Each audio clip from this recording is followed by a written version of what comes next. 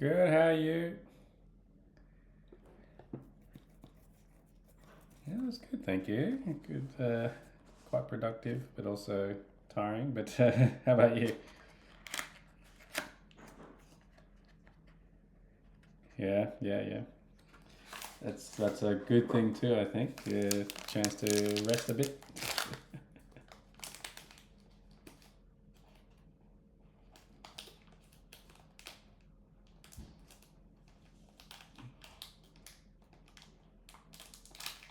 Oh,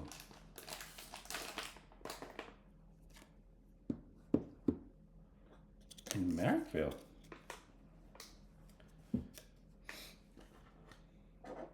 Hmm.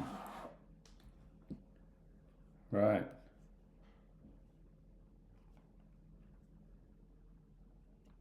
Mm, right. Like modular synth kind of stuff. Interesting. Yeah. Wow. I wish I knew about that. It's not too far from me.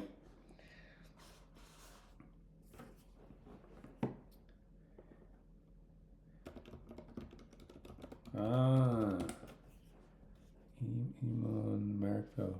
Emon. Yeah, I'll keep an eye on that. Electronic music, open mic. Ah, interesting.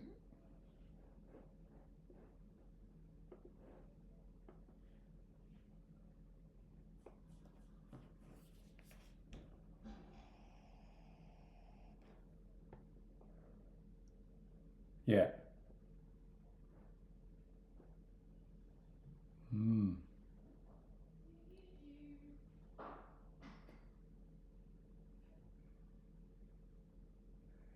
Yeah, yeah, yeah. Okay. Yeah, I'm looking at it. Apparently, the official rule of EMOM is no guitars. That's pretty good. That's pretty good. All right. Well, I'll keep an eye on that. Thanks for letting me know. Because yeah, I've never heard of that before. But the Mothership Studios apparently.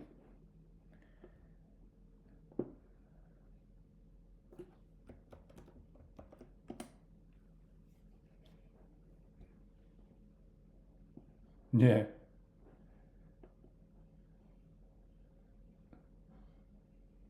Wow. Yeah. Yeah.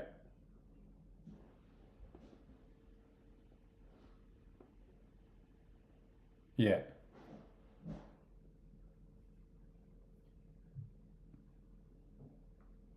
Hmm. Wow. That's awesome.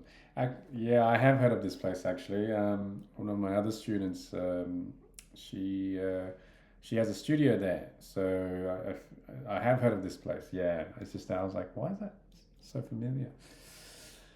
Anyway, all right, Kieran, where's everyone else? Do you, is, possibly, but I know Rose messaged me and she said she can't make it, so that's one. But there's still four other people. I'll just check my messages real quick because yeah, it's another big one today. Chat. Let's see, because I think Angie wrote in as well. If not, we'll just start slowly. Yeah, I don't know about the other two, Jasper and I'm missing someone, aren't I? Jasper and Jackson. Yeah, that's okay. We'll slowly start. Think of it as a private lesson. Good for you. But because I'm also recording this, it's like wish you were here, everyone else. That's okay. All right, let's get into it. Before we start, have you made much progress in making the sounds for the sound pack?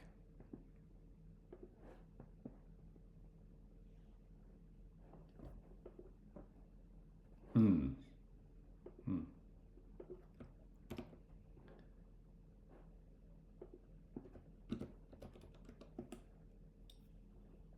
Yeah.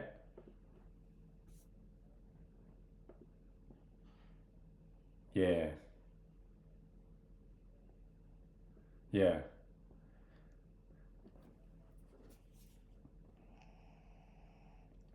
Hmm. Yeah. Okay. That's good. That's good. Yeah. Well, the good thing is, if you had any serum questions, today's the one. That's why I said I said it's pretty important because yeah, we're diving into the likes of serum, but serum obviously gets a heavy mention amongst other ones. But yeah, okay. In general, in terms of your exploration of serum, how do you work with it, and do you like it?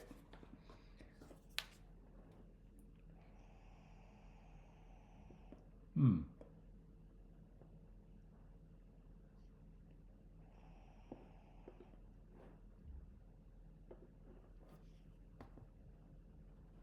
Hmm. Yeah, good, good. That's a good way to start. But of course, now that we've practiced some principles a bit more, and plus there's more theory, maybe it become a bit more straightforward to understand. Do you have serum too?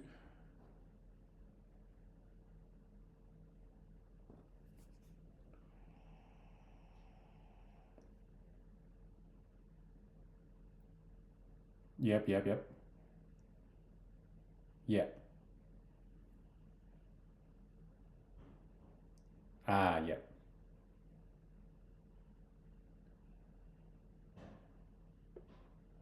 Yeah. Yeah. Okay. Okay. Well, like I said, hopefully, what I talk about today helps you as well. But yeah, let's talk about wavetable synthesis. So that's what Serum 2 is. It's a wavetable synth. Let's pull up the notes here. So wavetable, have you heard of the term? I know you used Serum before, but have you heard of that term wavetable? And more so, do you know what it means?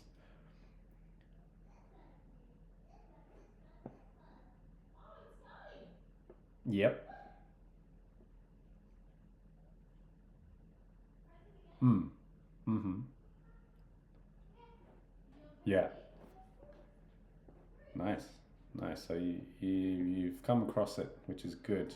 All right. Well, let's jump into. Let me give you my sound. So that goes into the chat. Yes. Yes. Yes. Yes. This is for everyone else as well. But yes, Serum, Wavetable, and of course others. There's essentially, I'll give you the quickest of history lessons. I'll try not to talk too much about it, but once upon a time where computers were not good for making electronic music. Surprise, right? Because limited processing power. Yeah. And at first, you predominant thing that you would see in terms of plugins, you have emulations of analog. Makes sense. You try to make something based off existing technology. Now, of course, before the break, pretty soon, was it just you as well, or just maybe one other person? But we talked about FM, yeah, yeah. Um, so yeah, you're VIP, mate, because you showed up to pretty much I'm pretty sure all my lessons, so VIP over here. Um, so yeah, I think so. I think so. But yeah, so let me pull up a picture here. Give you pictures. Yeah, so they tried to recreate analog stuff, but the reason why I bring up FM again is because FM had that history derived from university and stuff like that as well. Yeah, so after FM came the first wavetable idea. So the picture on my screen here is literally the first ever wavetable synthesizer, devised by Wolfgang Palm PPG was his company, and yes, he created a wavetable instrument, and it is also fully digital, right? So ignoring the fact that this says analog control panel, it's a bit of a misleading term. The controls are analog in feel, but it's a digital synthesizer. So that's our first thing we need to get comfortable with wavetable synthesis. The instrument is digital, just like FM. Digital, digital, digital, right? And again, digital is not bad, digital is just different, right? Now, fast forward a few years, mind you, this was in the 70s when this came out. And then towards the 80s, people started using it. But to be fair, it wasn't widely adapted until the 90s in electronic music. So in the 90s, you had a company. Do I have a picture of it? Oh, I don't. Okay, I'll pop it on Google search here. So let's look at Waldorf Micro, or just a Q. Have you heard about this company, Kieran? Yeah, it's fairly, I wouldn't say famous, but in the synthesis world, they're hugely respected. First glance, you look at a picture of that, you're like, that's a funky little brother. Like, it's not a typical looking synth. And this is the Big Daddy. It's got a big key on it, and then you can see it's not typical looking. It looks pretty cool, right? So Waldorf made wavetable based instruments as well. So they took what Wolfgang Palm did. In fact, they bought the rights to his concepts and theories and formulas. So similar to how Yamaha bought Stephen Chowning's FM principles, they bought the rights to his thing, and they said, we're going to make instruments, lots of instruments with this. Now, if you've heard 90s dance music at all, you may understand when I say there's certain sounds that sound analog but don't. So you know how FM has a sound, like from what we've done together and maybe what you've done yourself, FM has a very unique sound and very digital and very FM. It's just FM. But it's interesting that wavetable can kind of sound like analog classic synths, but they also don't, because they have this crystally character to them potentially. They have this digital edge to them, which is very interesting. So in the 90s, a lot of producers, a lot of dance music producers, so obviously I mean all forms of dance, house, techno, all of that, jungle, drum and bass, blah, blah, blah, The Prodigy, Big Beats, Chemical Brothers, they all, dabbled with wavetable synthesizers. And Waldorf was a very popular player in that game, because what was interesting about Waldorf was they gave you a wavetable synth with an analog filter. So you get this best of both worlds situation, blah, blah, blah. Anyway, fast forward towards 2009. We have essentially the plugin that changed the game for people making music on a computer. You might have heard of this. If it lets me click it, yeah, Massive. So, why does it let me not click it? Arrow keys, there we go. There we go down. So Massive, you've heard of Massive, yeah? Skrillex, yeah. And not just Skrillex, all bass music. So for some reason, any genre in that mid to later 2000s that had interesting bass lines, so electro house, techno, drum and bass, of course, dubstep, of course, right? Chances are the producer was using Massive. Now, Massive is a wavetable synth as well. The difference, though, is that it allowed you to customize your own LFO shape.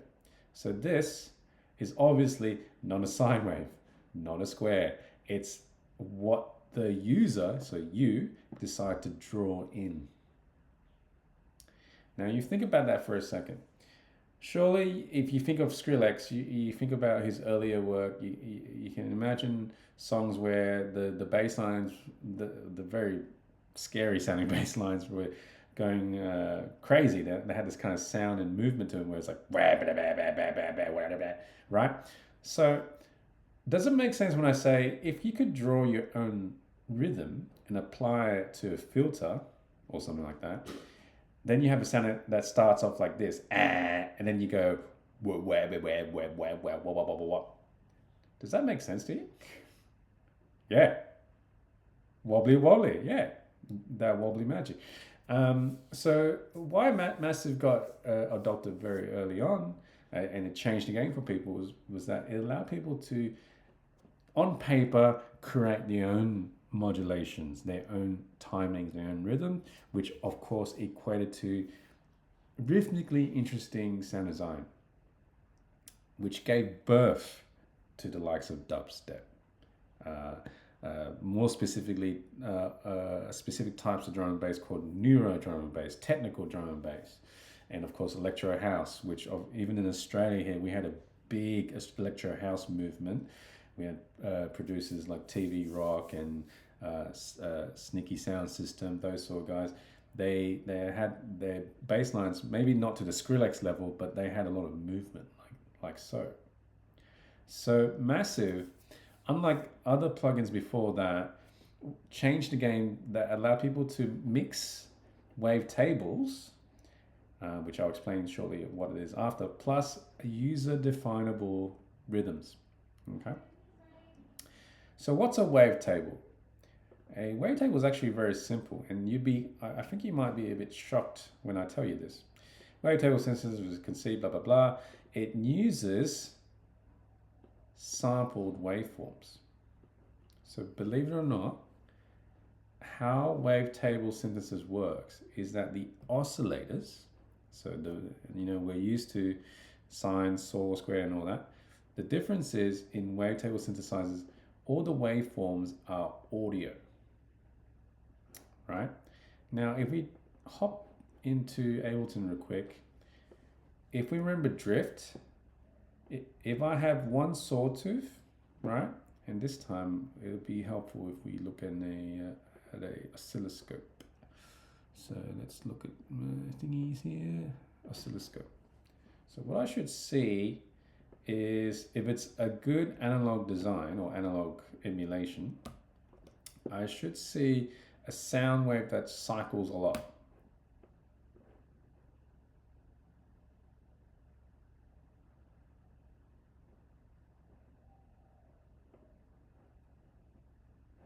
Yeah. And with drift on, this will move even more.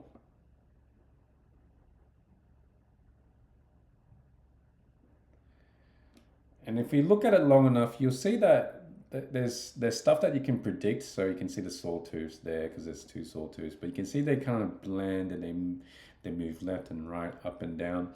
That's what analog oscillators do. It's a waveform that it's meant to vibrate cyclically, but because of analog's imperfections and the term nonlinear, I'll bring it up again. Nonlinear behavior means that the oscillator shifts. So that in terms of sound means that the pitch may vary, the harmonics may vary. It's very lively. Okay. Now, if we pull out Ableton wavetable, because it's just another wavetable, right? Take all these things off.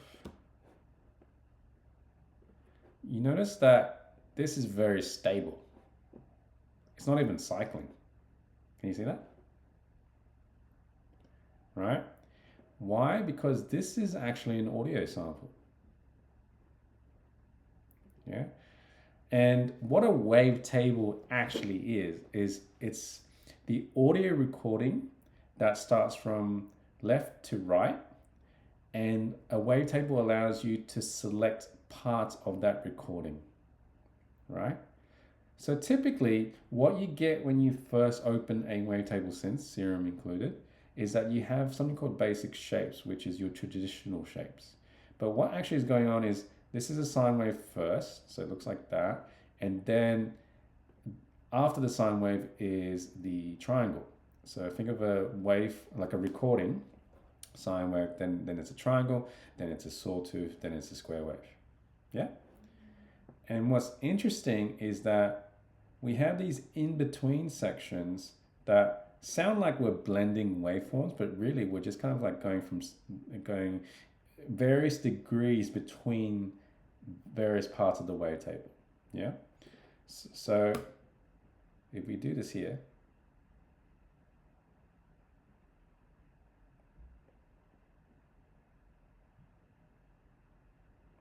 you can see it shifting.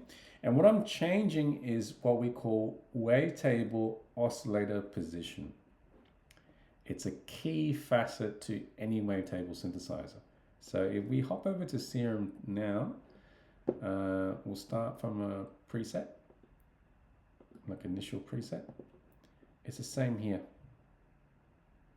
isn't it? So,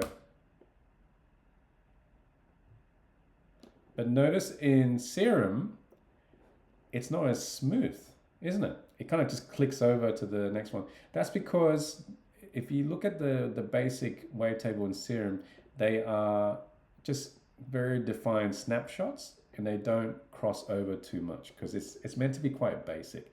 I know this screen looks scary, but I'll explain it later on, okay?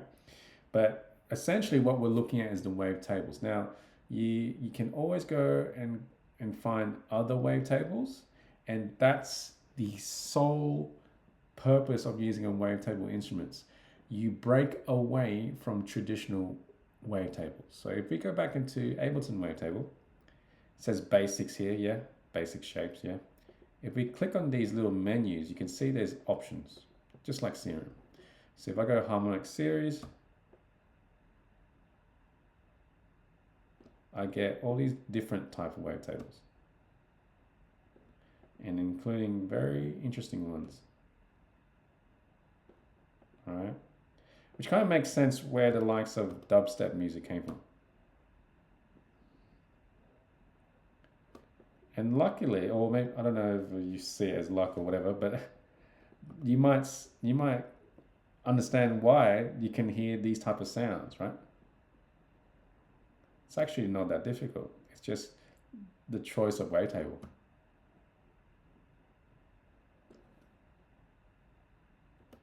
Yeah, it really depends on the sample. So it just so happens that when you buy Ableton Suite, they give you Wavetable, and within Wavetable, there's a bunch of Ableton special wavetables, right? So these don't show up in Serum necessarily. That's a very dubstep sound right there. These are very essentially wavetables. Anyone can make a wavetable, right? I'm not joking actually, because I'm pretty sure it's in my bookmarks here. Sam software, I think it's this one. Oh no, there's another one. Oh, this one here. So when I'm really bored, Kieran, I make my own wavetables. Might have some in there. Oh no, they probably don't save it. Oh, because I didn't make an account. But yeah, I can actually create my own wavetable shapes if I want to. Just make it from different math functions, and then I can make various amount of snapshots. So you can do it the easy way, like Serum did, where the basic wave shapes just shift. They don't morph into the next wavetable, right? So you can do a wavetable like that, or you can do the more harder way when you actually build the in-between sections as well, right? But anyway, disregard that. What you expect to see is basic shapes and a bunch of other ones. And the other ones is what gives wavetable synthesis that really digital sound. Hence why bass music producers, more bass-centric genres, where the name of the game is to stand out from everyone else, they would find weird sounds like these, weird wavetables and turn it into rhythmic bass lines, right? So case in point is when I show you Serum again, and I'll go to the presets I've made, right? Because this is my world. I make bass music, I make drum and bass, jungle, UK Garage. So this kind of stuff, this kind of world, it's kind of where I need to live. Let's go to, right.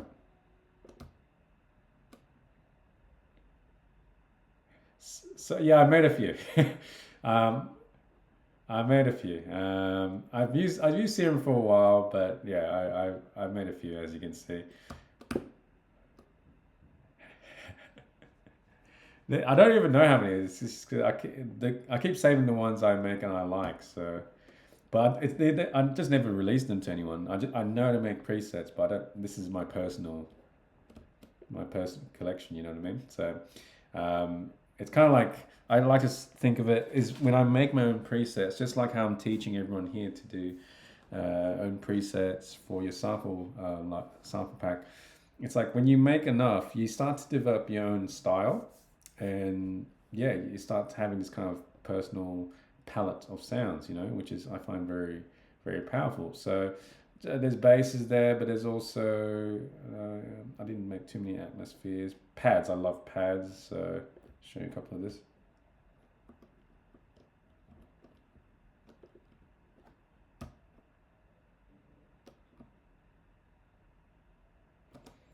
That kind of sound right there is very wavetable. Like it's a mixture of analog sounds plus some interesting filters to give you that that kind of crystally glossy wavetable pad sound.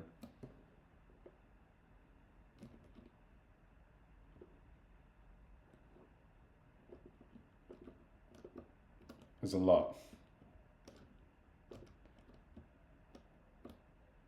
And some presets I made, I'll put in little notes like this was inspired by another artist or another song. So I'll make whatever.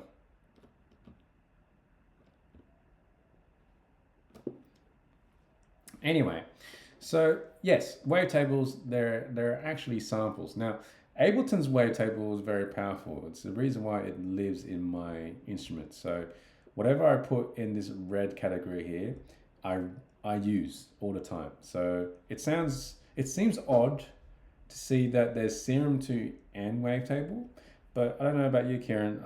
I've definitely hit a lot of situations where I try to do stuff. So I might be making a certain sound, and then all of a sudden my computer starts going. Ah, ah. So yeah, Serum is awesome. It's so powerful, but sometimes I don't need something that powerful. I need something more instant, right? So yeah, yeah, yeah. So you know exactly what I'm talking about.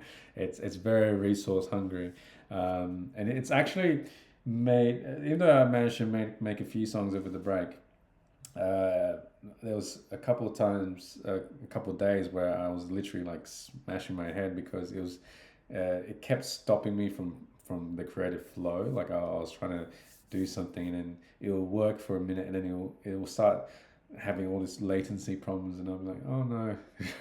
So sometimes you just need a more simple solution as well to get the similar sound. So that's why I pull out Wavetable for that.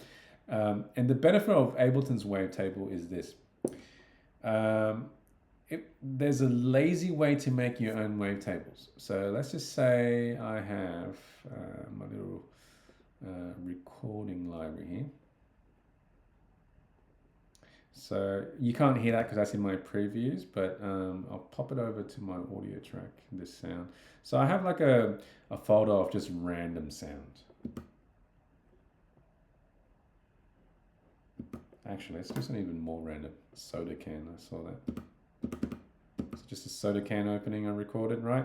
So what's interesting is that you can grab any audio file and drag it into the oscillator section in Wavetable. And Ableton does the rest. So the instrument starts going, well, let's take this audio file and slice it up a few times to turn it into a completely usable wavetable. And if I go down to the lowest pitch, which is C0, you can kind of hear the original sound. Still, that's kind of cut across the spectrum, which is really weird, isn't it? But the good thing is, unlike using Simpler, I don't need to worry about key, because obviously this is a soda can, it's got no key. The Ableton Wavetable puts it into key for me. So it's not like using Simpler, where you're at mercy of the audio sample. This will tune it for you. But as you can hear, its job is not to give you what the sample sounds like. Its job is to give you segments of the sample. Yeah. And if you know what you're doing, you can kind of layer it. Let's use that.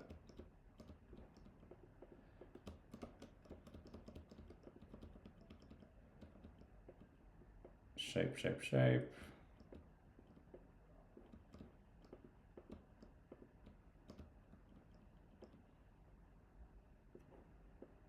There we go.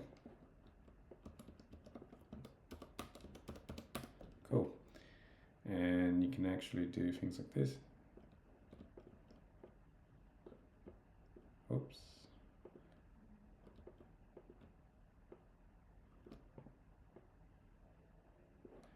All right, and then we get movement here.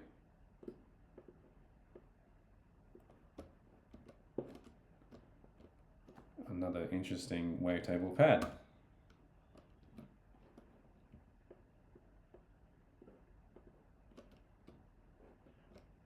Sounds nice and lush, and there's no reverb on it. So the moment I add my effects, it will sound pretty complete. Let's do that.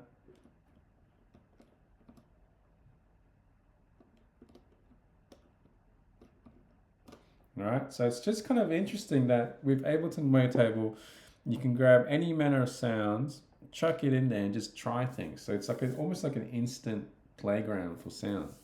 Whereas you can do that in Serum too, but as you probably remember me opening this kind of window here, which you get by hitting this pencil key in the top right of the oscillator view. That's where you import and make your own wavetables. And Serum's way more powerful, so I can choose to import any kind of like thing in if I want to. And what's scary about Serum, which I love using this for my own sound design, is you can add harmonics on top of those wavetables. So just like FM synthesis from when we were playing with Operator a couple of weeks ago, where you can add harmonics, you can do that here too, right? So I can actually change how the sample sounds. So now it's just showing me all the waves, but if I just change all it,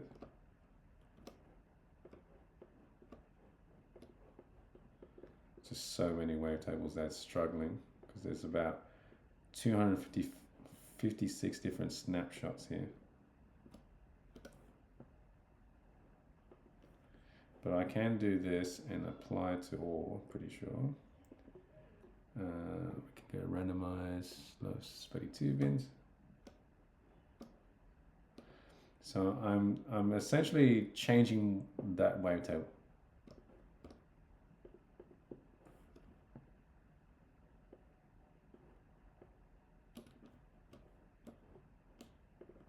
Right?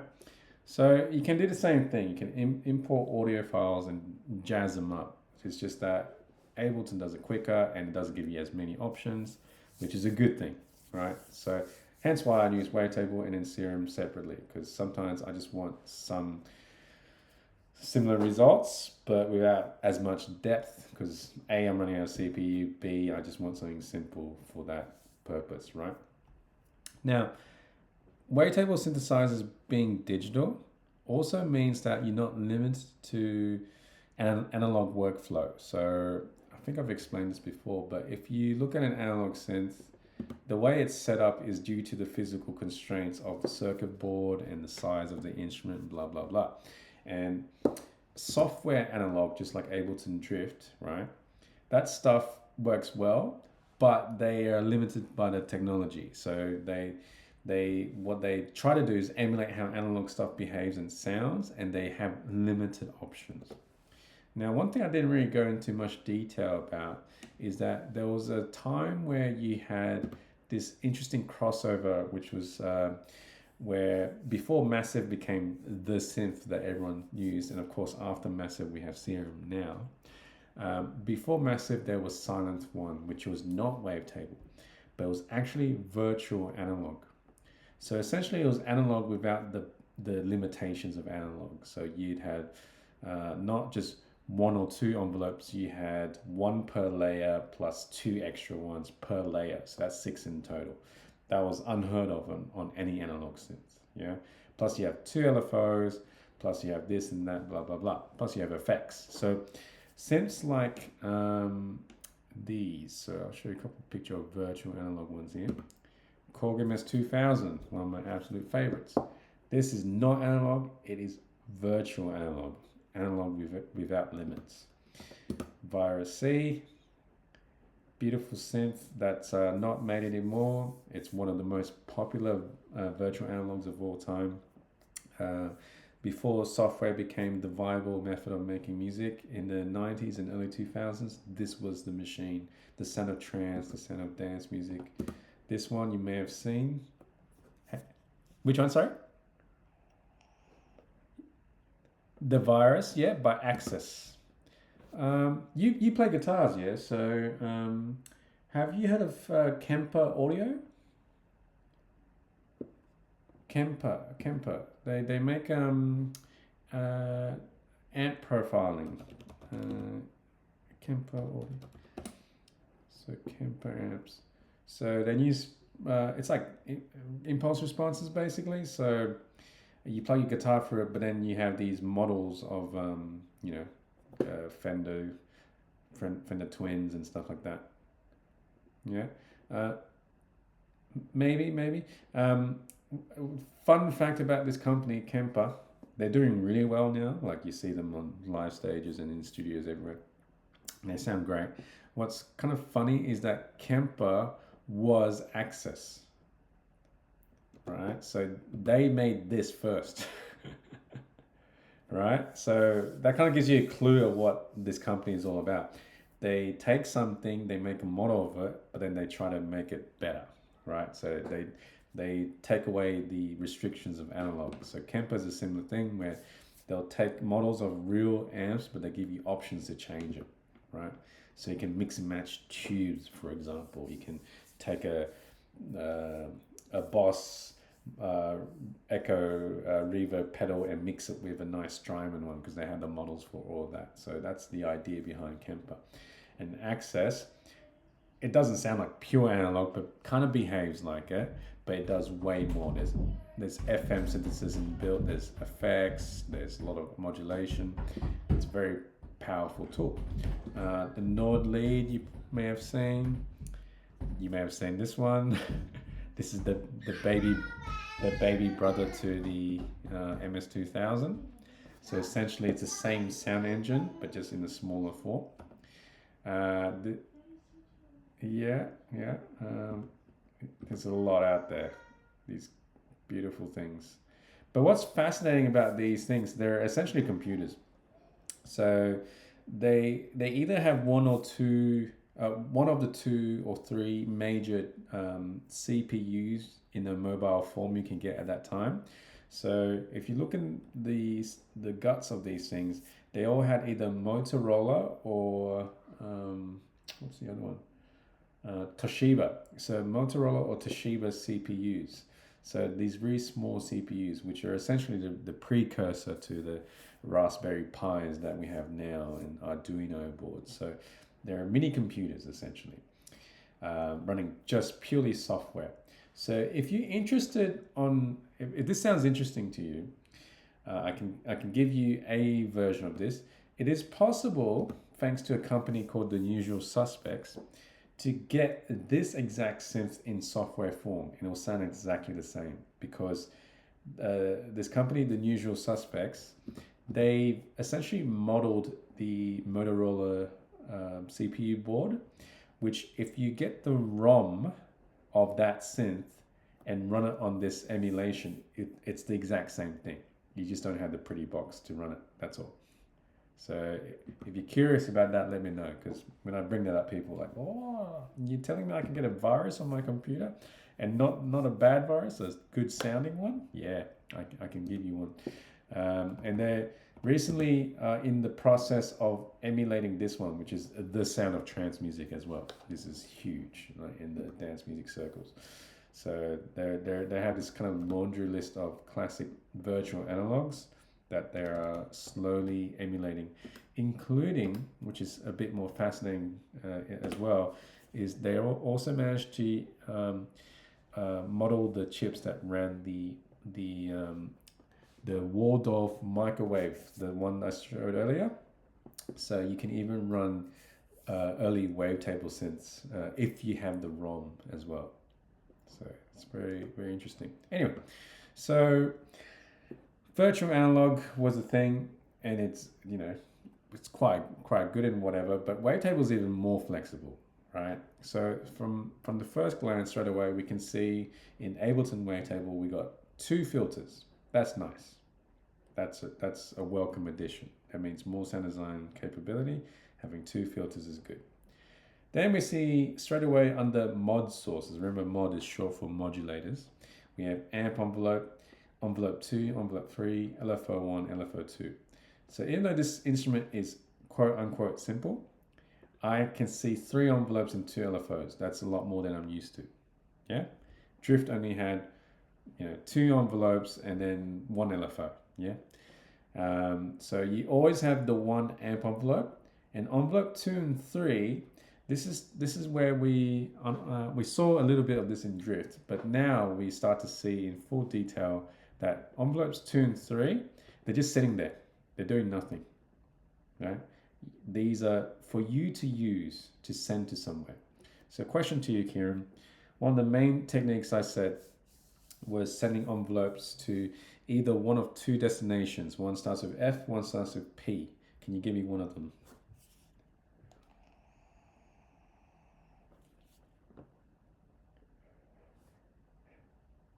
Yeah, so one of the key combinations in terms of sound design we can do with a synth, right? We can send an envelope to one of 2 destinations. So you can either send it with something starting with F, F for Freddy, or P for Peter. What?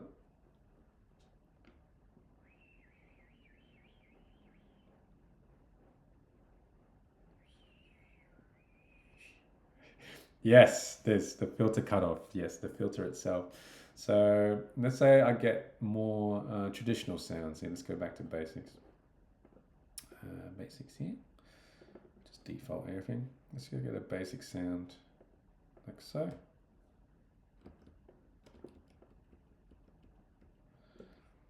Get 2 sawtooths. Just nice sawtooths will do for now.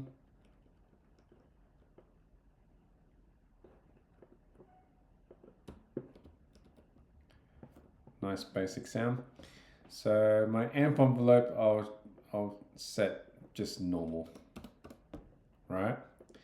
So remember the move where I said you should send an envelope to the filter? Yeah. So what I'll do is this filter, I'm going to use envelope 2 to send it here. And don't worry, I'll explain this matrix properly, but I'm just quickly showing what this sounds like. And you know how Serum looks really interesting sometimes where there seems like a million things moving? Well, Ableton Wavetable does the same. See how my filter's animating now?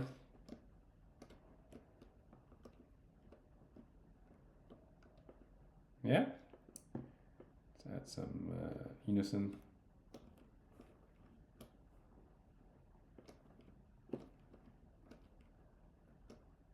There you go. Classic analog kind of sound, but done with a wavetable synth. It doesn't sound as authentic as analog synth, but it's pretty close. Which is why, if you ask any music producer who makes music on a computer, there's a high chance they're using things like Serum, Vital, Pigments, Phase Plant. those sort of programs, or even Massive. Yeah. The fact that you're using it and other people, I know for a fact that kids at the Ultimo campus, like kids who are doing the Ultimo, the electronic course, they're constantly talking about Serum and blah blah blah. And yes, I am a Serum user. I love it, but I don't think it's the only solution.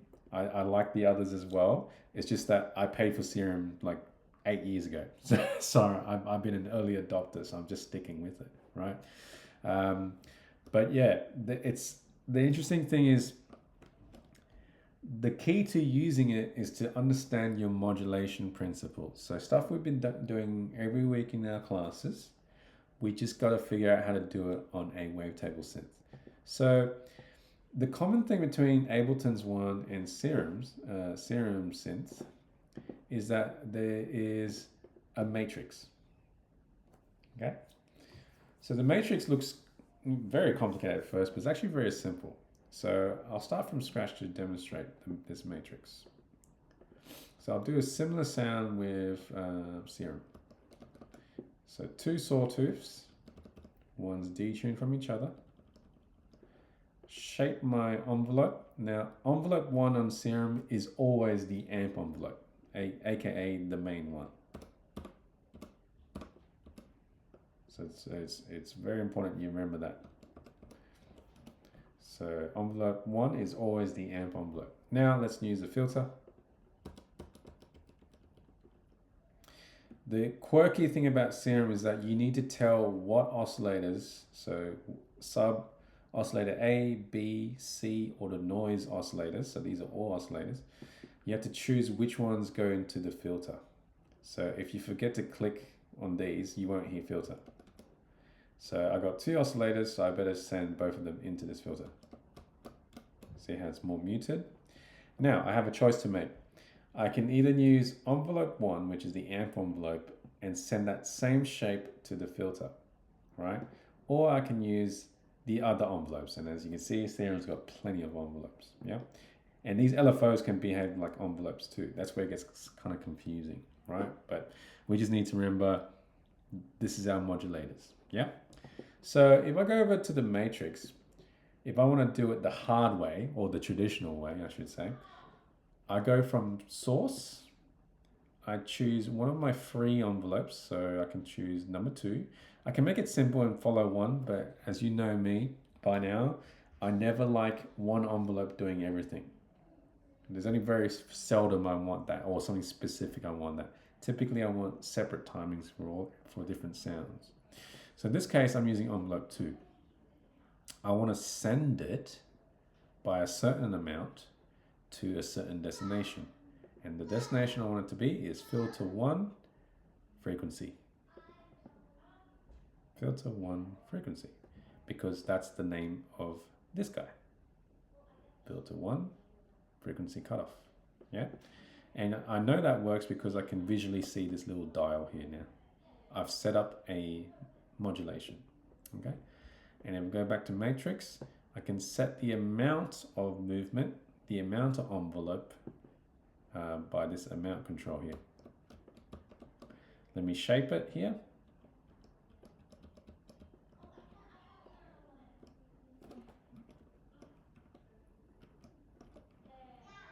I can set the direction, so there's different polarities. So there's both ways, so up and down, and then one direction only, right? So they call it bipolar or just unipolar. Now, you've probably seen this in some presets and you're like, what the hell do I use this for, right?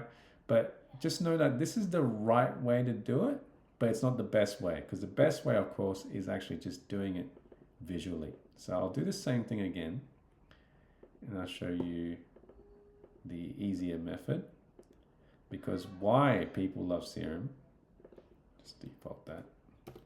Why people love Serum is that you can just literally drag a modulator, drop it on where you want it to go, set the amount using this little circle now. So you click and drag up there, and that's how you set your amount. Does that make sense? Yeah. Want a bit more release here.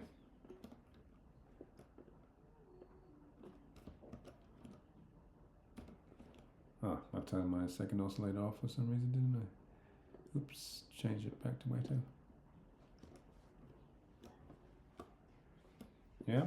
So why people love Serum? Because unlike Massive, even though Massive was quite user-friendly, but it was also complex looking as well, they made the effort of really animating the modulations for you, so you can really see what's moving. So when I press the key, this happens. So that's your attack, decay, sustain, release. And I'm sending it to this filter cutoff, making that classic analog style sound.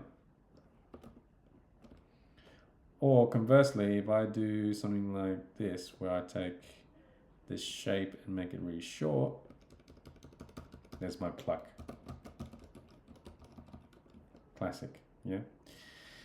Now, in Ableton Wavetable, that's what I just did there. The only thing is I had to do it for the matrix. I can't drag and drop my envelopes just like Serum can. So that's why not a lot of people love Ableton Wavetable. I'm not stupid. I keep hearing a lot of people complaining. It's like, oh, Ableton Wavetable, it sucks. I like it. It's not perfect, but I like it in a lot of instances. I use it a lot. But yeah, there is the thing where it's a bit more traditional, just like the Waldorf stuff and the hardware Wavetable synths. What you have to do is you choose what modulator you want. Okay, you go to the matrix. You click on where you want to send it to. So let's just say filter 2. I want to use this guy.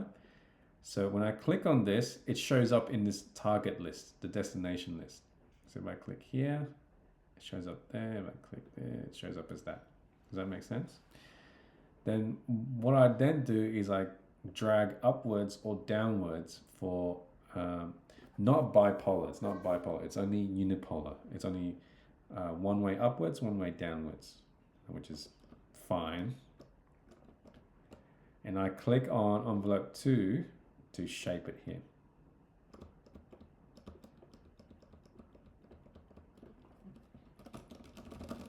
Yeah.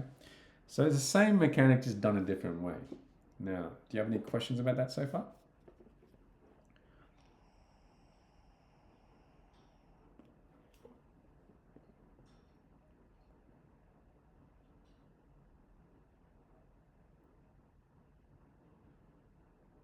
Yeah. And they don't really explain it. It's kind of like, yeah, you just do it, but then you go, but do what? Right? But hopefully that makes sense where I'm trying to tie in from what we learned with the analog and even FM workflow, that when you use your modulators, and you understand now why I'm so big on modulators, especially at this day and age where sounds are very interesting and very complex, right? Potentially. The reason for that complexity is because we have the power of modulation. So if we have the tools to have all these different types of modulations here, so not different types, different amounts of modulators. So 4 is a lot, 6 LFOs is a lot. With all that power, we should use it. And how we use it, it's just like the old days where when I said since week 7 or 8, when we started talking about synthesis, actually even earlier, in week 3, week 4, I said there's an envelope and you need to send it to somewhere.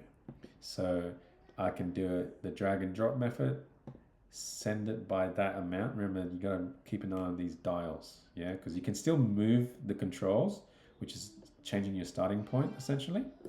And then if you hover to the macro knob, that's what they call it, it's macro dial, you can set the amount of modulation.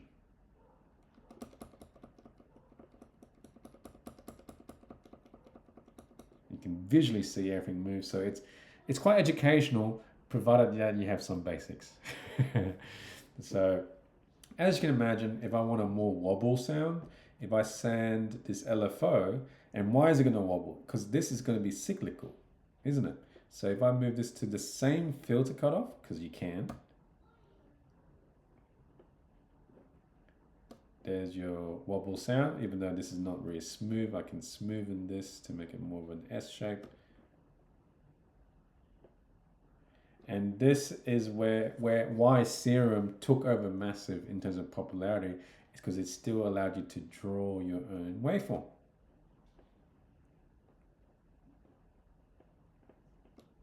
Or that's very traditional. Let's do something not traditional, very contemporary instead. I can make my own dots and move them. Why am I struggling today? There we go. So that's when, you know, those crazy shapes that we saw in Massive, we can make our own crazy shapes. And that's just probably where, when you don't get that that theory background, this means nothing to you. It just looks complex. But now you understand it's just an LFO, but I can change how the LFO looks. Let's make this slower.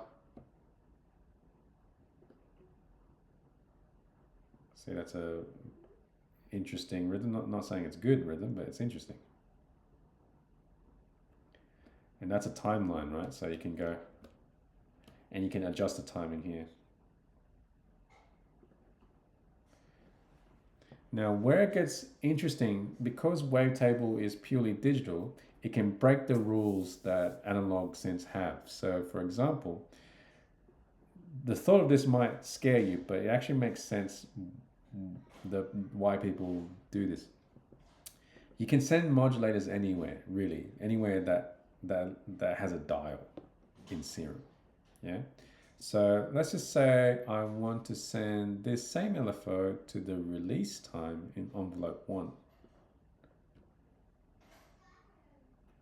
All right. So I can actually change the release time here. It's not going to work that well because I also need to send it to envelope 2. So this goes to envelope 2.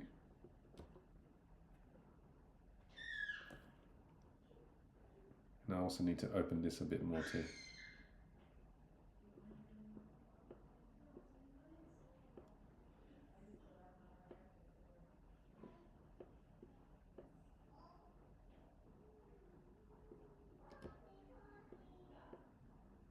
So here how the note lengths kind of change. So you get this more interesting movement. Now on top of that, so that's already mind-blowing. So I can actually get LFOs to modulate envelopes. That's different already, yeah? So you don't need to automate it, you can modulate it. And why that's interesting is because then you can go to the effects section in Serum, or Pigments can do this too, Phase Plant can do this too. You can use something like a reverb. You can have the reverb off. But you can send this LFO that's doing this interesting rhythm to the reverb mix. And while we're there, we can set it to the, let's not use plate actually, let's use hall, because then yeah, I can set it to decay.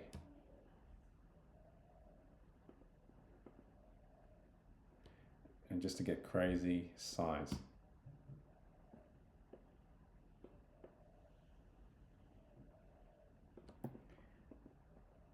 Because what did I say? Anything that has a dial can be modulated. So let's make something very interesting here. Let's use another LFO with a different timing.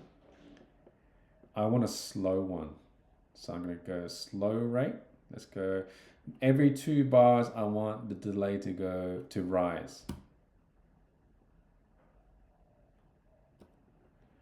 And while I'm there, I'll use, because Serum 2, that you're not limited to only 7 effects at a time. Now you can put as many as you need. So that's where it gets pretty complex. But the point of why I keep Serum, why I still use it, is because if I have an idea for a sound, I can execute it with Serum. Yeah. So let's just use a different algorithm. Let's use Vintage. And I want this slow, linear LFO shape to be sent to the mix of another reverb, just so it sounds washed out over time. You can hear it, yeah? So obviously I'm just pressing a note and it seems a bit random, but if I play a chord,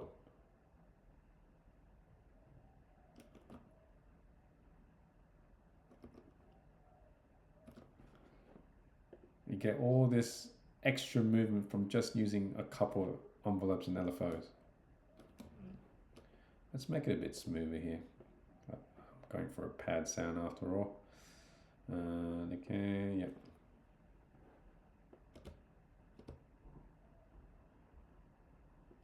Ooh, I have another idea. So, even though it seems a bit random what I'm doing, I am thinking what I want. So I'm hearing now that this rhythm can be a bit faster. So we're going half rate, half beat.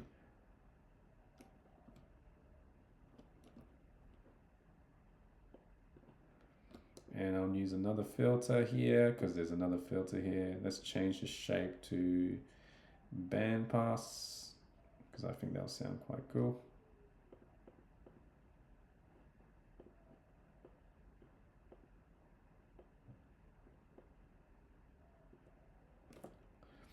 Now these are a bit too clicky sounding because I made them a bit too high. So I'm going to select them all and turn them down.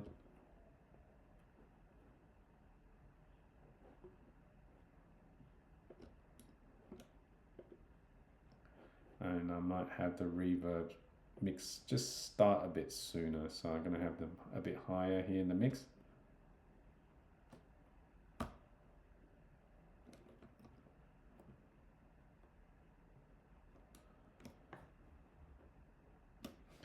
See how much detail's in that sound? Even though this is not exactly the most, it's not the best work I've done, but if I show you a few more of my presets, it kind of makes sense where this is all coming from.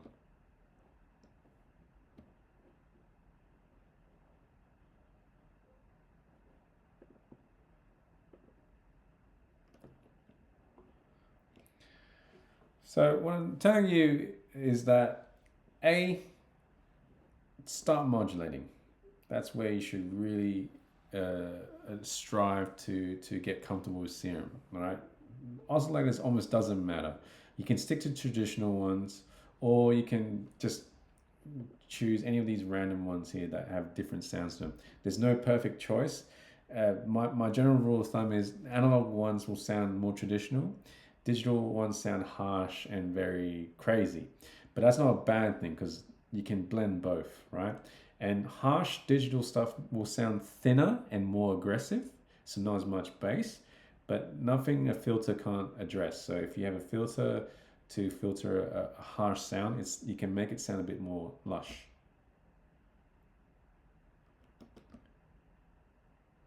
But remember your principles. If you want fullness in sound, you need to use more pure waveforms. So sine wave is the purest waveform. So the fact that Serum gives me a sub as well, I can layer in a sub sound, which will do the fullness for me. If I didn't have it, it sounds a bit thinner, and I'm still okay because I'm using a very simple wavetable. But if I had a more digital sounding one, let's do it for both layers. There we go. So it's nice and cuts through because there's so much harmonics there. But if I go low, it can't go low. So if I have a sub that has a nice pure sine wave,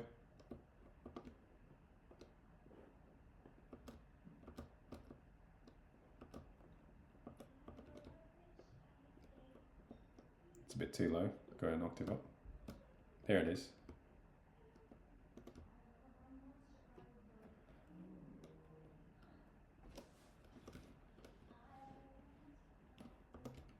Anyway, so yeah, all these options, they can be intimidating, but they're there for a reason. It lets you really execute what you want. But I don't know if you agree with me after seeing this, Kieran. That's why analog synths are great, because when you look at the options that Serum gives you, all the effects, all the modulations, blah blah blah, then you compare it to drift or something like that, right? Just open up drift and you're like, well, I only got that many waveforms to choose from. I only have these envelopes. There's a beauty in that simplicity. Do you agree? Yeah. And the thing with Wavetable, just to be really clear, if you treat it in an analog way, so what I mean by that is if you just do this, 2 sawtooths, bit of release, maybe a filter. Now, be honest with me. This sound, is it interesting?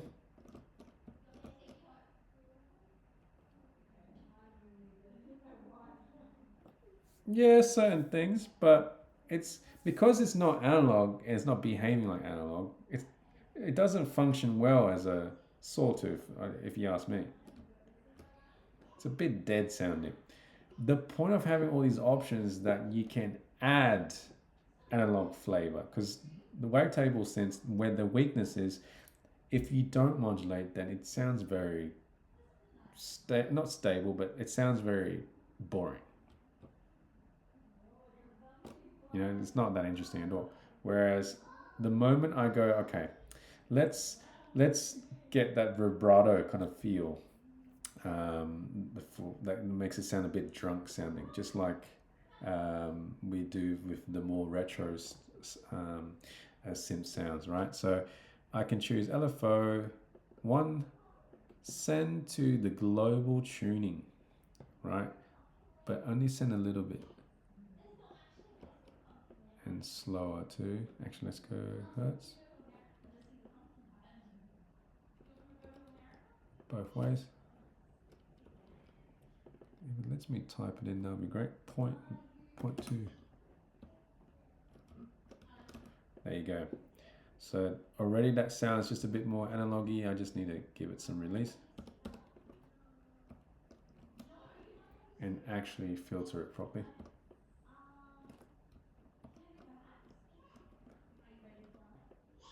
So that sounds a bit more classic. Do you agree? And also add a bit of unison.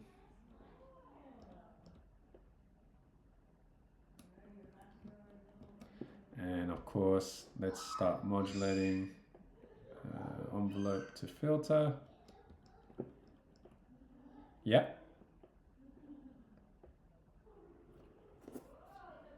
Ah, you did. It's a great synth. It's just that it's a different style as virtual analog. So the effects, you can be very practical with them. You just chuck on a reverb because you want reverb. But this is where I take it to more contemporary stuff. If I decide to go, okay, let's make it to distortion. No distortion yet, but let's send it. Send it towards the middle, slow. And I'll do a bit crush style one, so it's obvious. Down sample.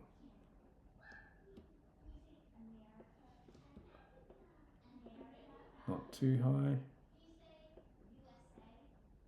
And make it go up and down again.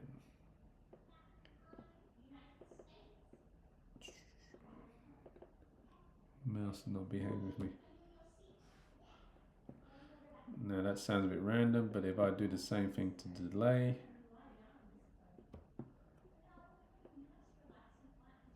oops, wrong one.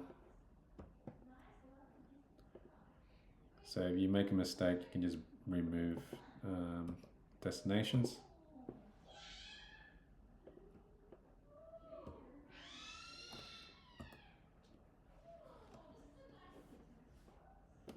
So this has more detail to it now.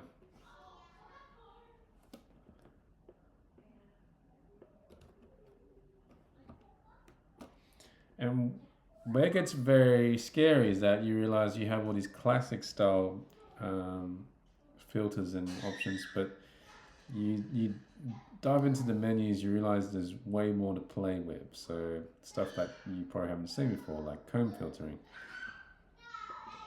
Let me find the right ones here.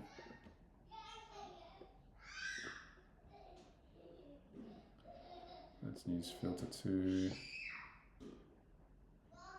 Flange filter. Yes, a flanger filter. Why? Why not? Let's go here. And let's shape it using envelope.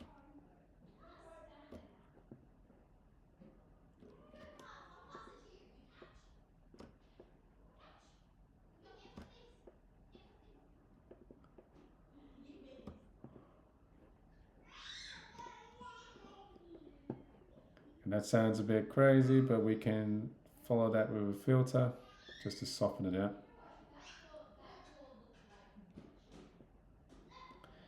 And we can't mention Serum without mentioning the OTT that's built into this.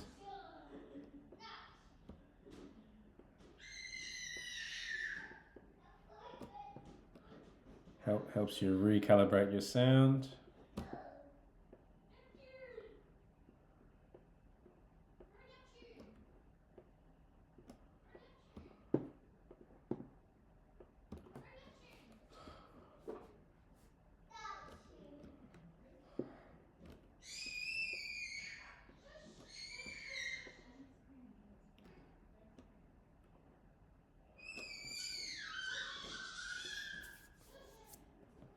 This is a little bit crazy, right?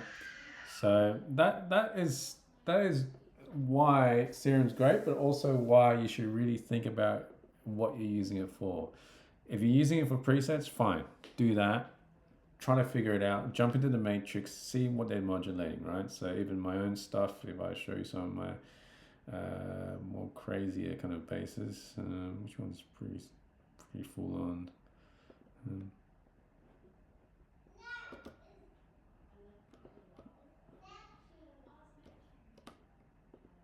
Where's these?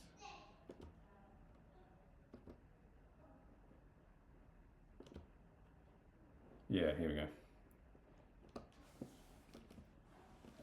So you pull out a preset and you go, okay, what's going on, right? LFO is going to A levels. That's the level of this guy. Why is that person doing that? It's because the sound cuts in and out. Yeah. So you try to figure out what's happening here, what filters are being used, what effects, if they're doing that. So I did some delay tricks with this one and reverb. And this is a bit crazy, but not much happens until later. So it's for like having a longer pattern. Yeah.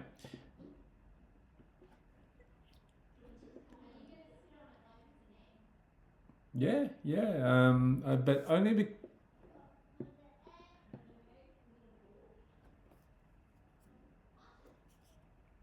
yeah, trial and error. Like it's so. For example, for this one, I was just trying to make a sub, but the sub I wanted to make it sound interesting, so just a low sub sound, right?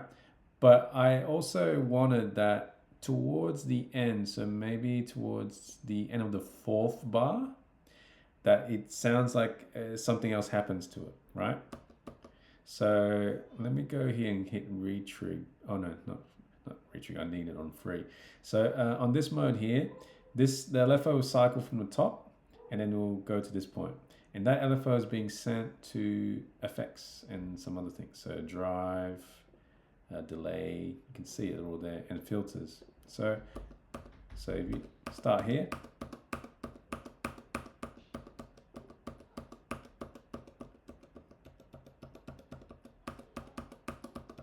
so it sounds like crazy, but yeah, it's just that because I've given space to have fast LFOs that happen to create that initial sound, but then there's other LFOs to make something happen over a course of 2 bars or 4 bars. So if I change it to 4 bars,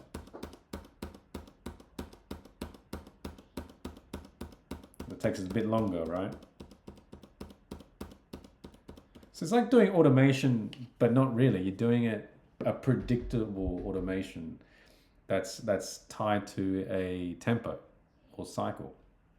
So for the water music I do, it's important to have that, so I can create very specific kind of riffs and sounds. So for example, um, I'll show you something I was working on literally yesterday,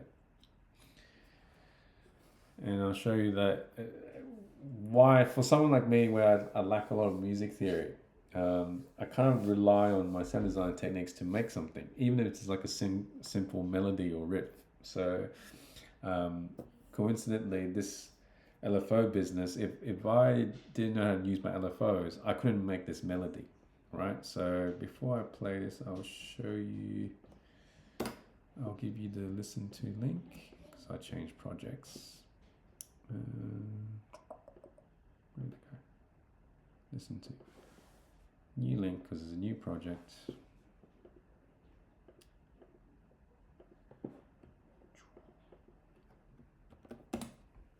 The Gary pedal. Nice. That's a great one. Do you have it?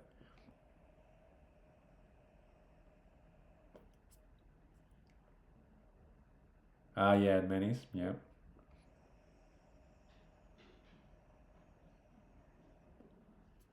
Really? Mm.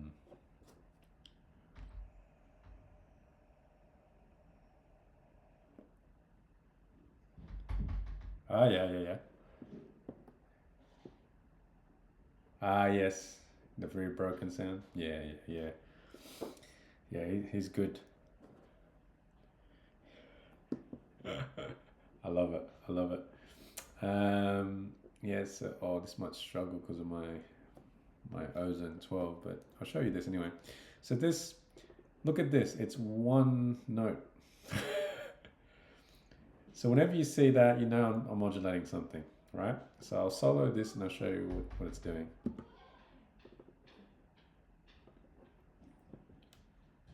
Oh yeah, CPU is struggling a bit. That's okay. I'll just turn Ozone off for a second.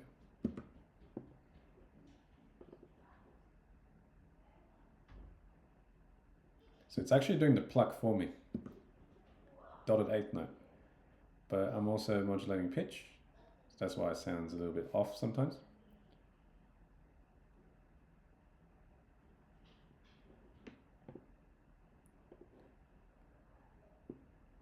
So yeah, I got this new effect, which I actually won't keep because I don't like this. So I'll get rid of that. So I do eventually play melody, but it's all one note stuff. See that?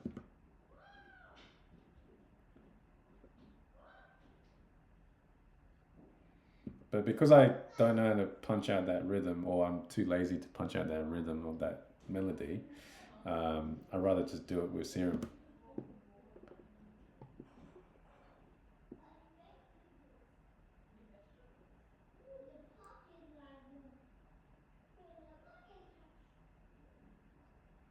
Yeah, and that's the main motif of this track.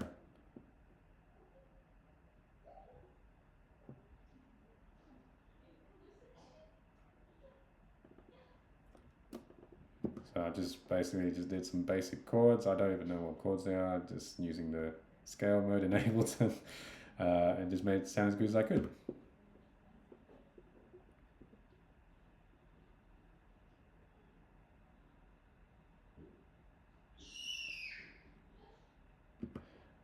What's interesting is I remember yesterday I was using Serum to make the bass, but there's two bass sounds. So Serum does this sound,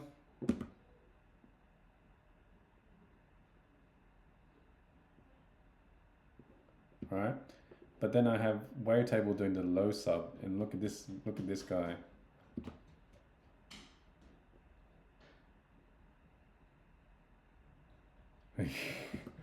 But yeah, it's I wanted my sub to do the pulsating sounds. The Serum was just going to do the texture.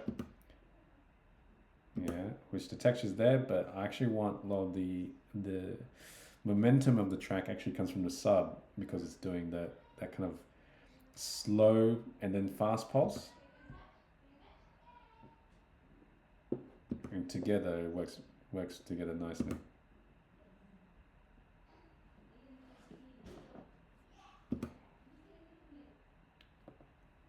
Yeah, yeah. Um,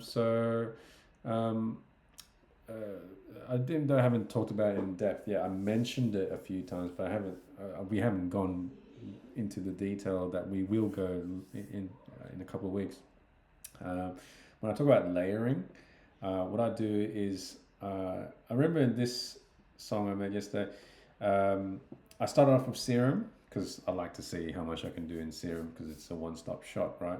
But then I had the problem where I was like, it was doing certain movements and I wanted a different movement in just a sub.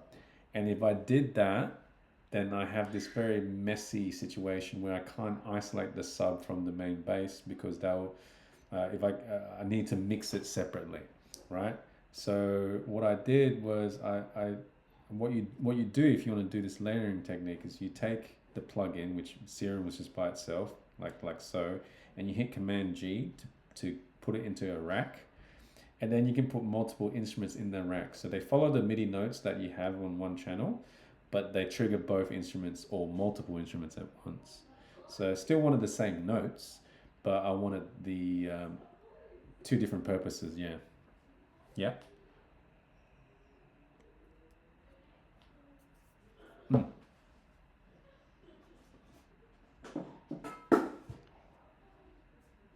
Yeah.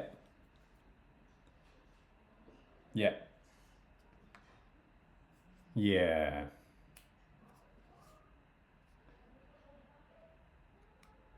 Yeah.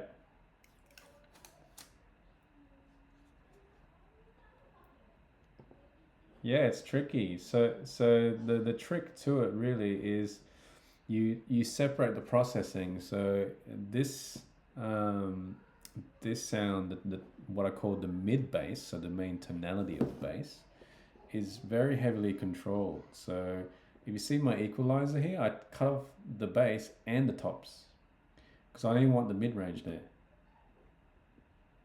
right? In fact, I actually should cut it up a bit more. I don't mind if it sounds thin like that, right? Because what the point of me doing the layering is then if I have the sub that's focusing on just the lows and it's fairly close to a sine wave. I wanted some harmonics. I didn't want to go too crazy, but I wanted to cut through on like phone speakers, right? But if I wanted just to be nice and full and just purely sub, I'll just have it on sine. But no matter what, you make that choice, right? But because the separate layer is focusing on sub and no need to EQ it or whatever, you get the best of both worlds. Yeah. So especially for D&B, because I make D&B as well, it's exactly what I need to do. I need to separate them. Otherwise, I don't have as much control to mix them well. Because the problem is, if you put everything on one channel, like make everything with one instrument, let's just say that in bass loop, you try to enhance it. So you try things like distortion, you try EQ, you try this and that. But there's only so much detail in that sample or that sound, even if you synthesize it from scratch, right? So you have to go, all right, well, what role is this sound doing? Can one sound just focus on being the top end or the mid range or just the higher frequencies? Because the rule is this, it's quite simple. To get good full bass, you actually need the signal to be quite pure. That's why I said even the early days, a sine wave, nothing beats a sine wave for pure sub, nothing. But that said, even though I use basically a sine and use a sine with some tiny bit of triangle in it, I still added a little bit of saturation, just a little bit, just so I don't get pure sub. I get a bit of sub that can be heard on some speakers. Because otherwise, if it was completely pure, let's just turn all these off. Let's just solo this and turn the drive off. You can still hear it kind of, but you don't hear as much. Yeah, but in a club or on a good loudspeaker, you'll on a good subwoofer, I should say, you'll really feel that. It will sound super rich in the low end because it's just so pure. But I wanted a bit of both, so I needed to add a bit of drive, just for that bit of texture. Oh, and a bit of this too. Just a little bit so it cuts through a bit more, but while retaining low end. So if I have one instrument focusing on that, I can control it the way I want and get the purity and the benefits for doing so. Yeah. Whereas when you try to put everything in one instrument, like just everything in serum, doesn't always work because then you might get into the problem like, oh, all my filters are being used up. The effects are doing too much now. I can try and put a sub into it here, but the distortion just doesn't work as well. You can hear it. It's not. It's there, but it's not full. It's just a bit too gritty because of everything else going on. And of course, I can go to the detail of like maybe splitting it from the output. There are cheap ways to do it. So you go direct out. That's what I used to do. But then I realized, but what happens if I want to modulate it separately or process it separately? I have another issue to work with now. So I'm just making my life hard. So the easier things is go, right, you do one thing, you support them. Does that make sense? Yeah.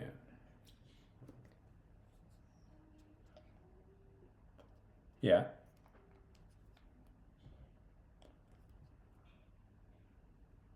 Yeah.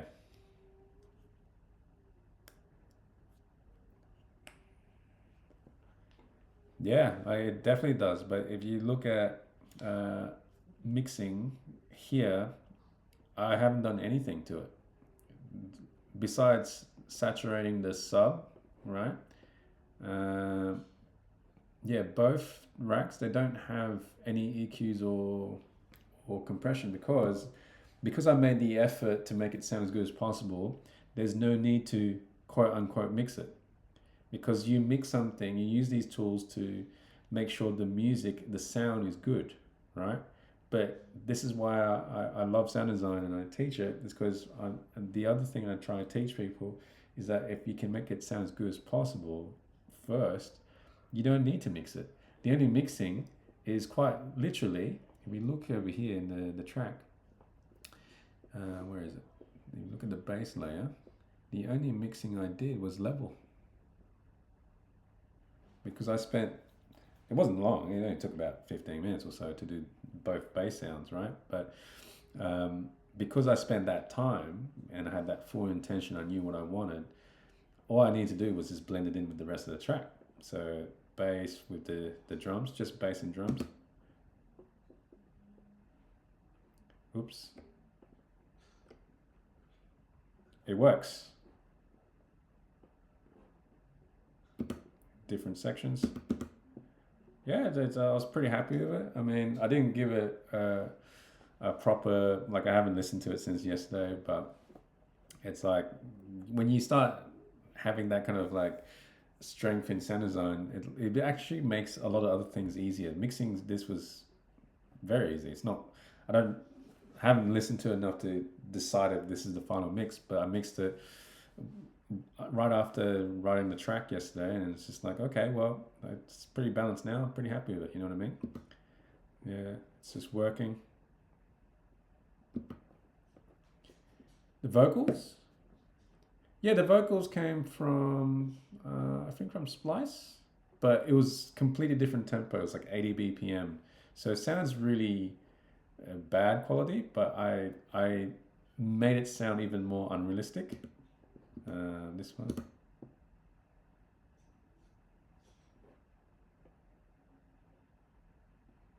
It's a lot of chorusing just to make it sound very like computery.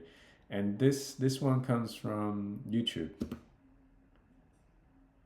It's James Brown, but it's chopped up very badly, so there's not timed at all. It's just chopped up really badly. But I kind of liked how wrong it sounds because in the groove it made sense.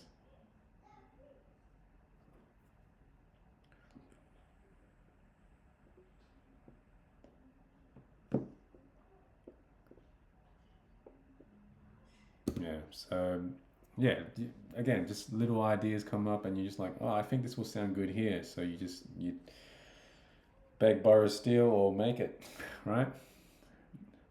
Yeah. Yes. So hopefully that helps you work with Serum in a more effective way, because I know that when I first had Serum, I'd started like you know, when I had it around 2014 is when I first started using it. I had to use presets because I had no idea what was going on. I was like, this synth is too advanced for me. I didn't use Massive. I was only silent for so many years. And then at that time, 2014, I wasn't a good sound designer. I was releasing stuff, but I wasn't a good sound designer. I didn't know how to use my synths. I just knew how to use the filters. That's about it. And the envelopes, maybe. So the reason why I teach the way I teach now is because it took so long, and all the way up to only about 3 or 4 years ago, that I was like, oh no, the secret's not there and here, not just these two, and not just effects. It's actually what you do with it, how you move them around, how you make it interesting to the ear, how you bring it in, bring it out, time the notes, move the pitches, and all that stuff which I put in the sound design cheat sheet and the modulation cheat sheet. Everything's there because those basics, they're everywhere. To the point that I'll switch over to one more project. Okay. So that's my track, but it's got nothing on this guy. So I do deconstructions as well. So I try to recreate songs. You already know this. But one of those remakes I'm super proud of, and I've been waiting till this week to show everyone.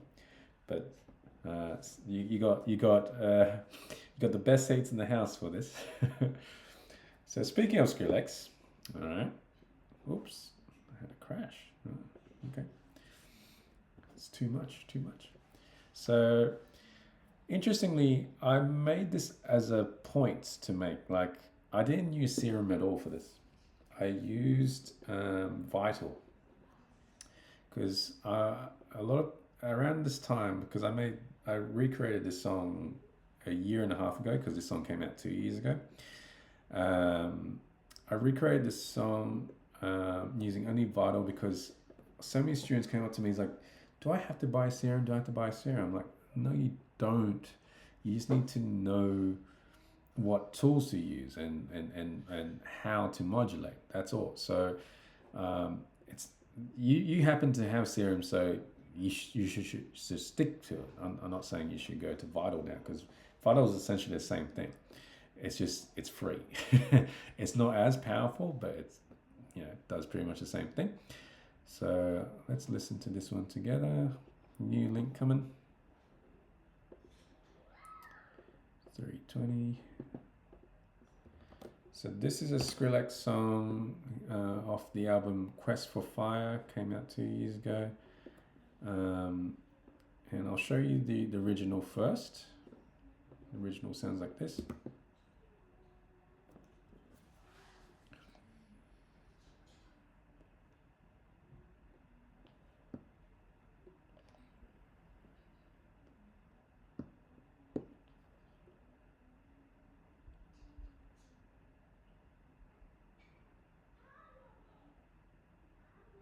So that's the Skrillex version. Here's mine. Ah, something just died. Oh yeah, hang on.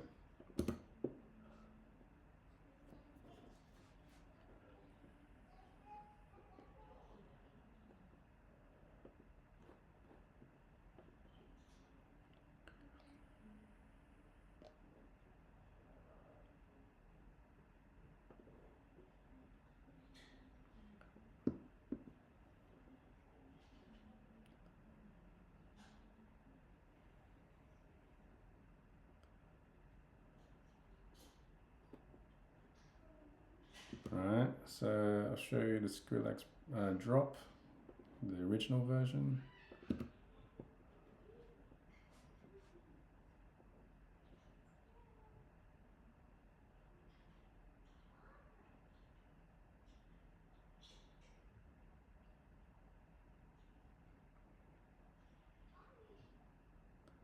such a weird bass sound, right? So I tried to recreate that with Vital. Sounds like this.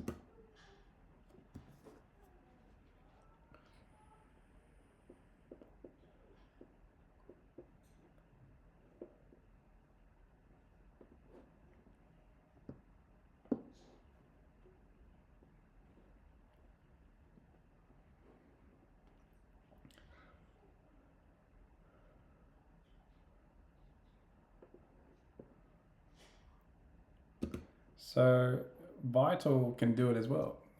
So if you didn't get Serum, I would have told you to get Vital since it's free and it's almost as powerful.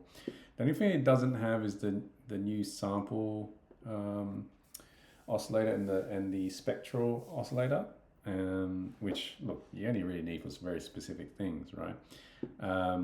At its core, the synthesis is the same, so it can do the same crazy modulations. You can set multiple things in that. You can still layer in noise samples. You can have two filters, but as you can see, I'm using one oscillator, one envelope, just sending it to two places, and one filter for that sound, right? So it's just the theory, right? Not LFOs, just envelopes. This really short one here.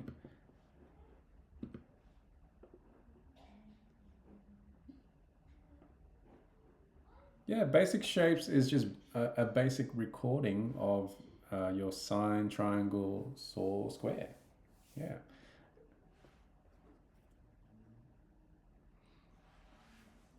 Primarily because in the bass music world, so even though this is a dubstep track, you still put it in the umbrella of bass music. The thing about bass music is if you want bass, you need a sine wave. It's not, that's the one rule that you have, because yeah, if you want bass, you just need to have sines. Like look at this sine wave, right?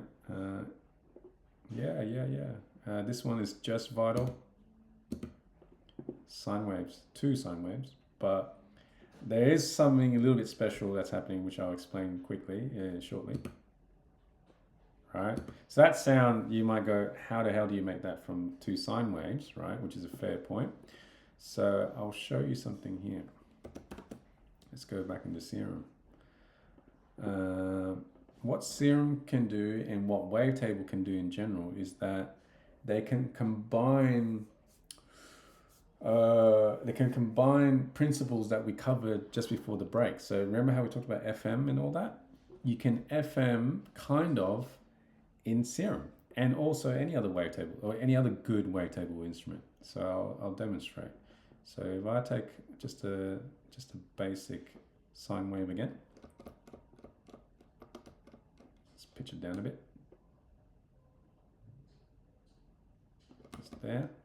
I can turn on the second one and turn the level off because I don't want to hear it, and I just set it to sine wave as well.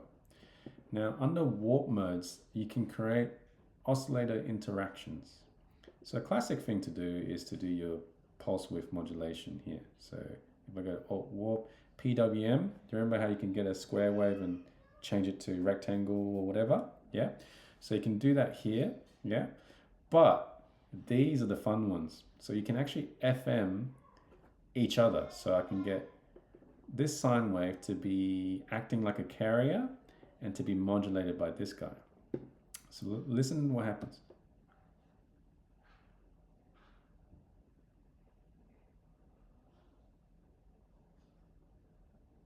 And I can tune this as well.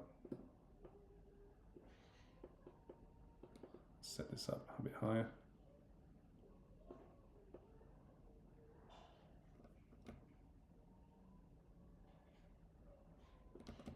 Or I can just use any other waveform.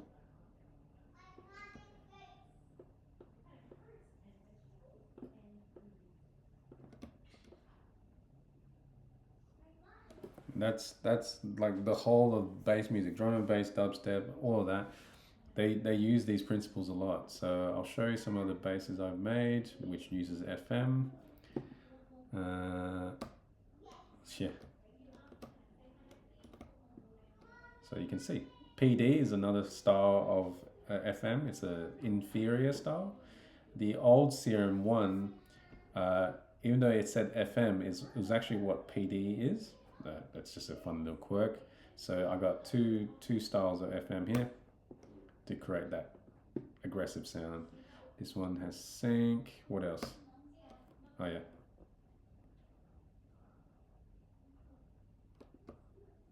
So some don't, some do. So yeah, that crazy sound comes from the FM.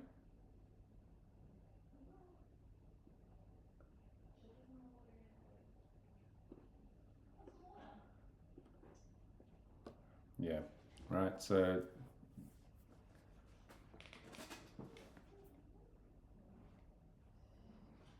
oh, it's just not possible. It's just not possible. It's too powerful for hardware. Though there kind of is. So I should,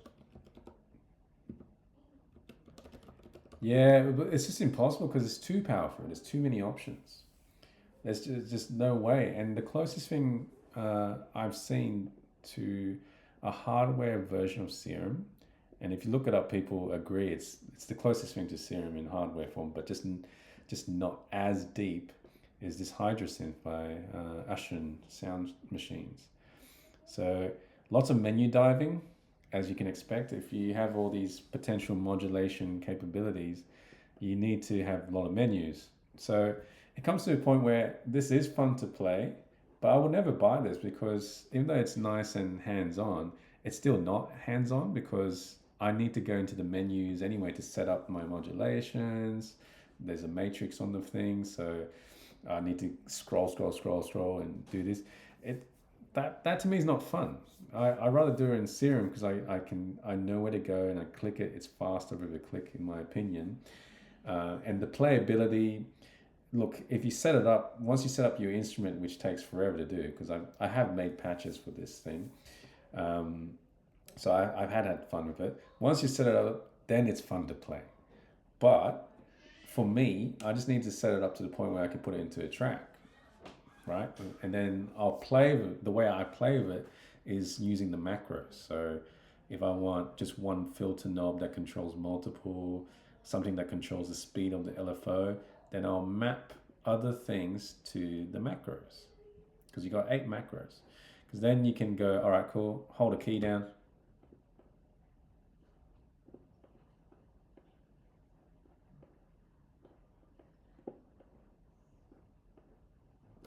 That's enough to play, right? Because, predominantly all MIDI controllers have the 8 rotary controls. Like, I'm pretty sure I asked you what MIDI controller you have.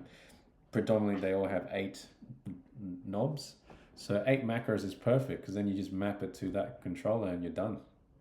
That's it. You know what I mean? So no need to spend how much. This is not too expensive, but it's still expensive, Yeah, yeah. So in the scheme of synths, because this is a full digital synth, it's not super expensive. But see the mini version, it's $8.95, but it's not as powerful. The Explorer, no, it's you want the keyboard version. So it's still $2,000, which is not too bad, but it's still, considering that Serum can do more, and you got macros, then it's what, a couple $100 plus your MIDI controller, way cheaper. If you think about it that way. So that's why I wouldn't buy that, even though it's lots of fun. Serum is still more powerful than that, because lately, just I don't know if you're curious about this. Lately, what I've been playing with is the fact that Serum can host samples. So I use that as a way to trigger breakbeats. So I'll go to this clip mode here. Let's go to the lowest octave.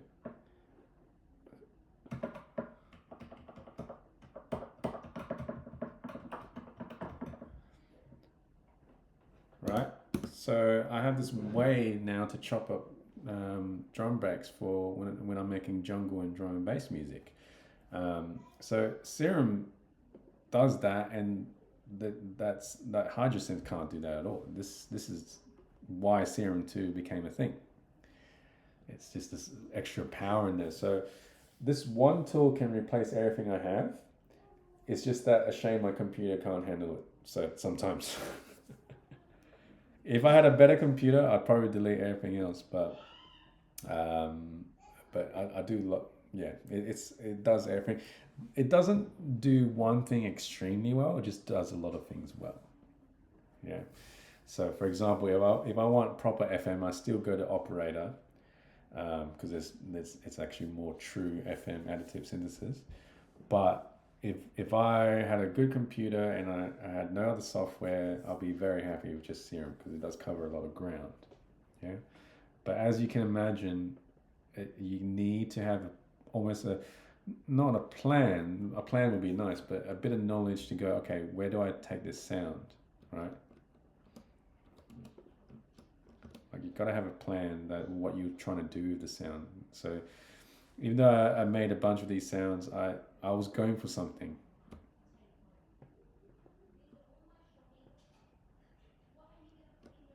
So all these things I was looking for.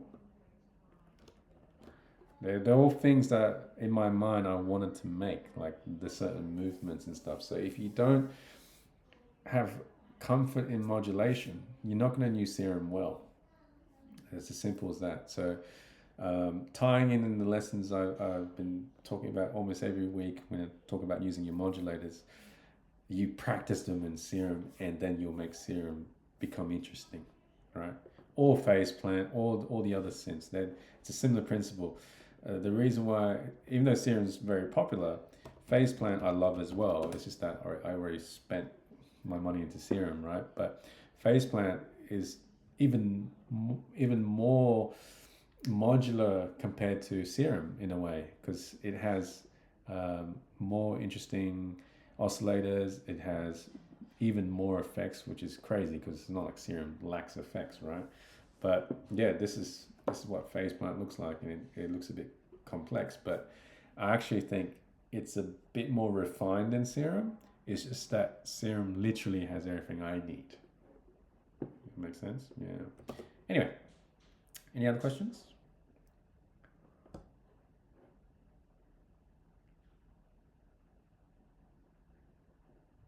Mm-hmm.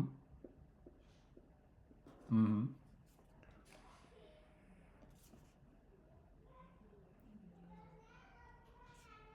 Oh yeah.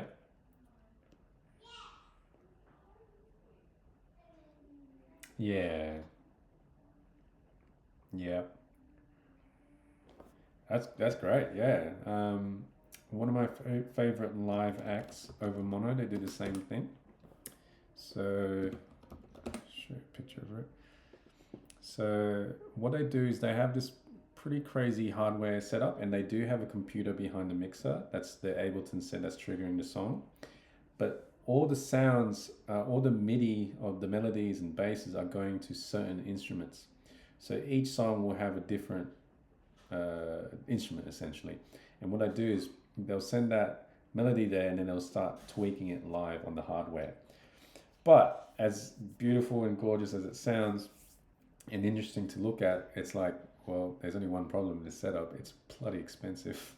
I mean, I know this synth alone is worth $4,000, and that one's about 4,500, and that one's 3,000. It's a super expensive set, and he's got modular as well. Yeah, it's ridiculous, absolutely ridiculous. But to be fair to these guys, they've been producing for close to 20 years individually, and they only recently came together to set this all up. And yeah, it's become a thing where people come to see a very to see how good the record sounds in real life, because obviously they're using the same instruments, but then they're giving it a live touch to it, which is very fascinating. And it's funny we took this segue because, and why I mentioned over mono, because fun fact, if you look at this week's exercise, you're recreating one of their tracks. And you're making, there's two main sounds you're making.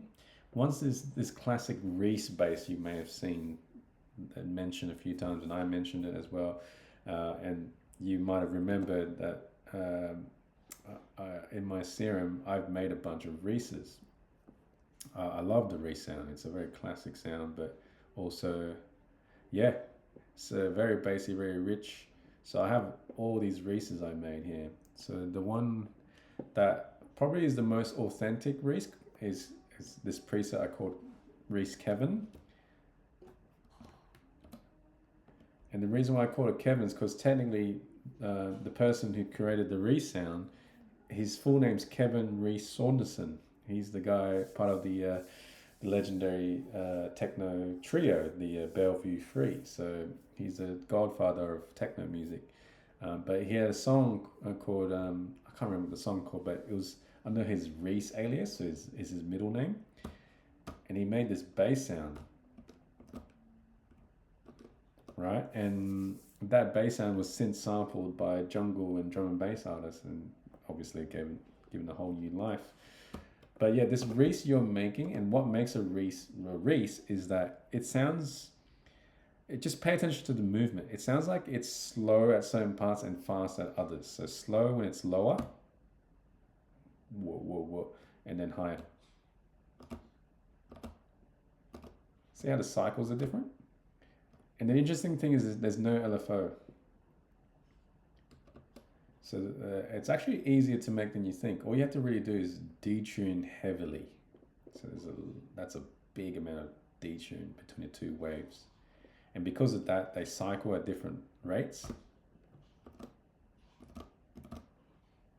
That's why you got that movement. So I explained that in the notes here, how to make it using Ableton Wavetable, just to make it easy, because you can use anything to make Reeses. And I tell you what waveforms to choose, and the fact that you got to detune one quite heavily, 44 cents, and you get a similar sound.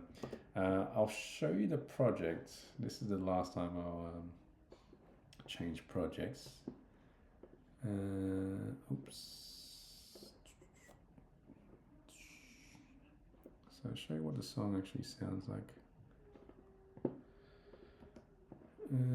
Which version?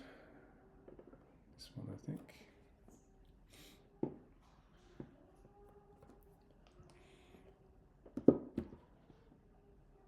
Cool. Yeah, that's the one. All right, let me give you a new link. I just got to quickly chuck this on it.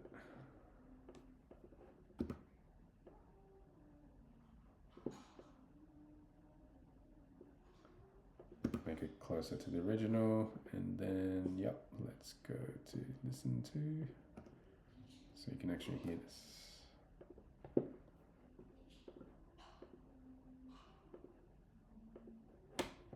All right, here we go. So you're making the bass and the pad sound in this, and if you do make this, which I highly suggest you should, they make perfect bass and pad presets for your sample pack. So it's just a very classic sound. Here we go. You're on, yeah. All right, cool. Let's hear it from here.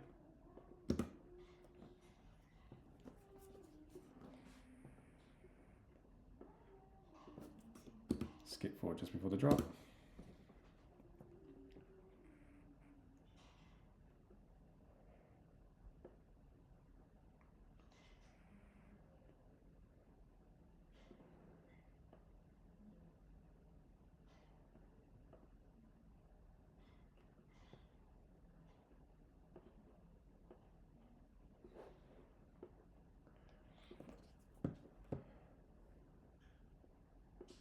So that's the bass sound you're making. It's got distortion in it because I was following what the original sounds like. Without it, it sounds like this. Still nice and rich, just with a bit of extra. Interestingly, when I heard the original, there wasn't much sub in it, because that's why I said in the instructions to cut a lot of the sub. Without it, it actually sounds way heavier.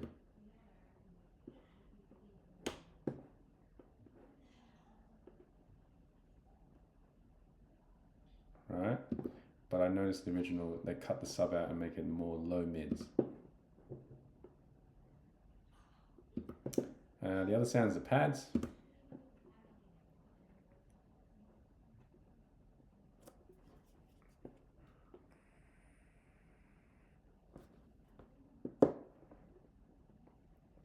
And the bonus sound, because I get you to review operate as well, is this sound.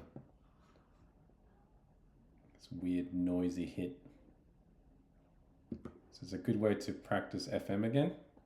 So altogether it should sound like this.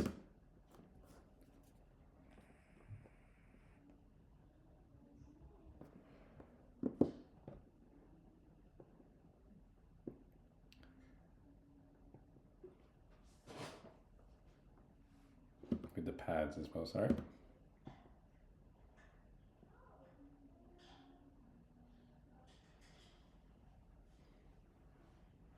Yeah, so you have all the instructions in this project in the notes. So do your best to do that. There's a few steps to do, a little bit. And yes, try using Ableton Wavetable first, and then if you'd like, try using Serum instead as well. Cool? Alrighty. No worries, no worries. There's a lot, hey? But yeah, hopefully that helps you start utilizing Serum a bit better as well. All right. And what I was saying as well, so it's in there. Don't forget this stuff here. So the cheat sheet, which you know by now, but also this will help you tie the stuff I was talking about with envelopes and destinations, where to send them to for Serum as well. Okay. No worries. Okie dokie. You enjoy the rest of your week, and I'll see you next time, okay? All right. Yeah, you too. Bye-bye. Bye.